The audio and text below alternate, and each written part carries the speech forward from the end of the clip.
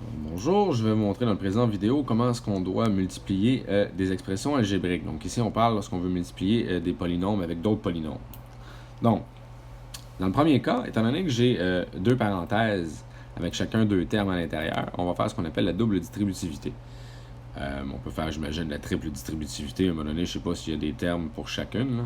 Mais quand on parle de double distributivité, c'est-à-dire que je vais prendre chacun des termes de la première parenthèse pour les distribuer à chacun des termes de la deuxième parenthèse.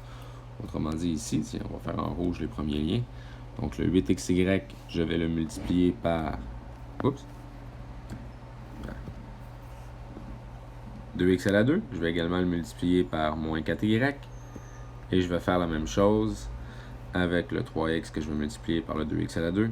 Et je vais le multiplier par le moins 4y. Ce qui va donc me donner. Donc 8xy multiplié par 2x à la 2. Ça va me donner 16 x à la 3y. Et 8xy fois moins 4y, ça va me donner moins 32.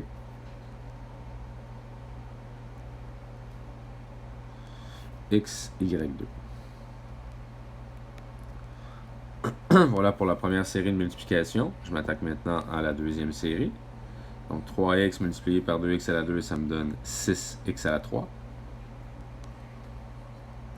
Et 3x multiplié par moins 4y, ça me donne moins 12xy. Il ne me reste plus qu'à replacer tous les termes dans le bon ordre. Ma réponse finale va donc être 16x à la 3y. Quoi qu'on aurait pu le laisser écrit tel quel, là, étant donné que les degrés les plus élevés sont... En fait, les degrés sont tous placés. Les termes sont tous placés en ordre de degré. En ordre décroissant de degré. Mais bon, moi j'aime bien placer le x à la 3 avant les termes en x. Voilà.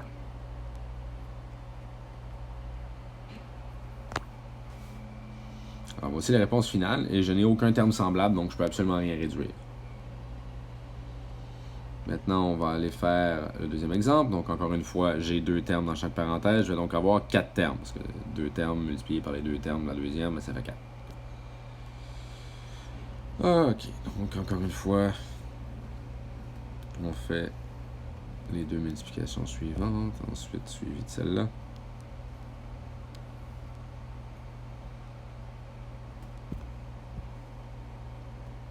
Donc, 2AB multiplié par une demi-B. Donc 2 fois une demi, ça fait 1. A fois 1, ça fait A. Oups. Et B à la 2 fois B, ça fait B à la 3. Ensuite, 2 fois moins 2, ça fait moins 4. A fois A à la moins 1, mais ça fait A à la 0, donc ça fait 1. C'est pourquoi je vais l'écrire. Et B à la 2 fois B à la 2, ça fait B à la 4.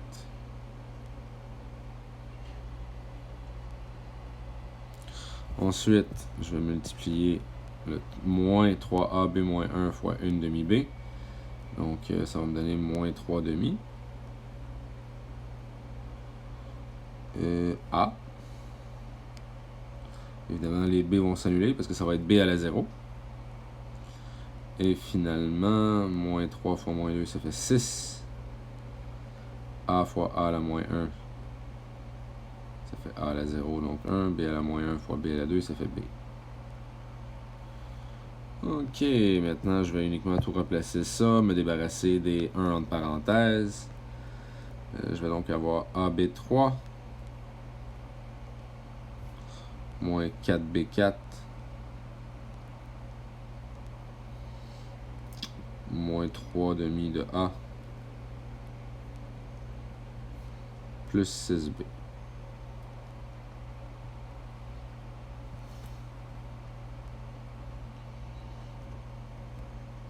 Et dernier exemple, bon ici évidemment on a 3 termes dans la première parenthèse et 3 termes dans la deuxième. Ce qui veut donc dire qu'en bout de ligne, je devrais avoir un total de 9 termes. Bon, évidemment, c'est un 9 termes à la prochaine étape. Ça ne veut pas dire qu'on ne pourra pas en réduire quelques-uns. Alors, commençons par la première série de multiplication. Celle-ci.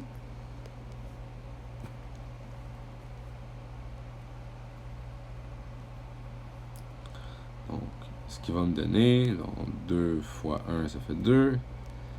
X fois X, ça fait X à la 2. Y fois Y à la 2, ça fait Y à la 3.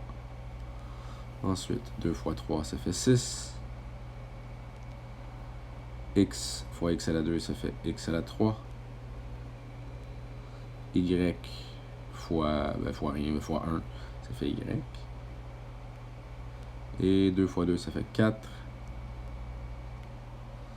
Oups, je pense que je vais être obligé de... X fois X, ça fait X à la 2. Y fois Y, ça fait Y à la 2. Bon, là par contre, je vais faire quelque chose. Je vais découper tout ça. Je vais l'écrire en dessous parce que je vais manquer d'espace.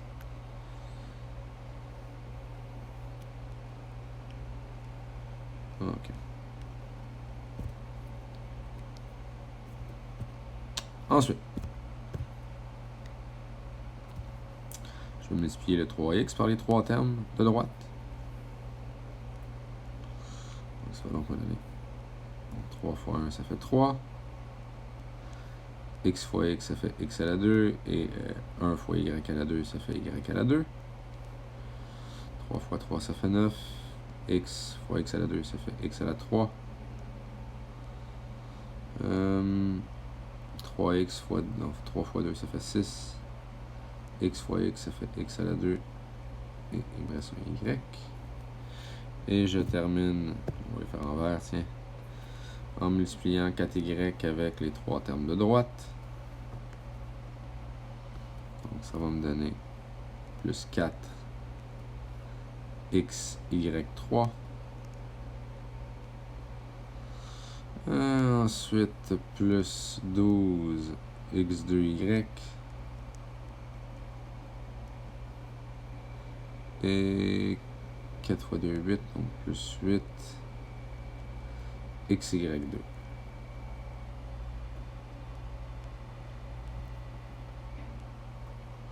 Et là, je vais aller trouver tous les termes semblables ensemble. Je vais voir s'il y en a. Ok, parfait. J'en ai 2 ici. Oups, pas très large. Ces deux termes-là ici sont semblables. Ils ont exactement les mêmes variables avec les mêmes exposants. Ensuite, est-ce que j'en ai d'autres? X2Y. Ah, j'ai des termes en X2Y ici. Donc j'ai celui-là et celui-là. XY2, j'en ai pas d'autres. X3, non, ça me semble être tout. Donc, je vais pouvoir réécrire mon expression en simplifiant les termes semblables et en écrivant le degré le plus élevé en premier. Donc, il est déjà là, le 2x2y3 est placé au bon endroit. Ensuite, degré 4, bon, le x3y, pardon,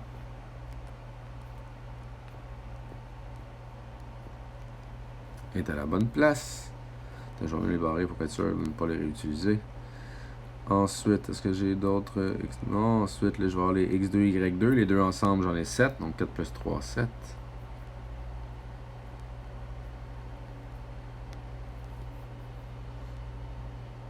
Ensuite, j'ai des x, y3. Ouais, j'ai plus 4 x, y3. Ok, donc ces deux-là, on les avait utilisés. Oups. Ah, j'en ai oublié. J'ai oublié mes termes semblables ici. Ah, flûte. Ok, on va revenir en arrière. Ok, on va commencer par mes deux termes semblables. Donc, ces deux-là ici, ça va me donner 18.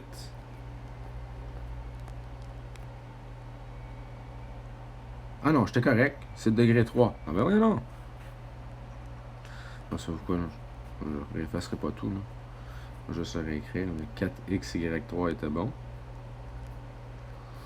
Plus 18. Ah non, c'est vrai, il faut que je mette le x à la 3 premier. Plus 9x à la 3. Lui est fait, lui est fait. Plus 18 x2y. Et finalement, il me reste le 8 x y2. En fait, là, je me souviens bien, j'avais 7 termes. Là. 1, 2, 3, 4, 5, 6, 7. Merveilleux, ça fonctionne. Alors voilà comment est-ce que je fais pour multiplier des polynômes entre eux.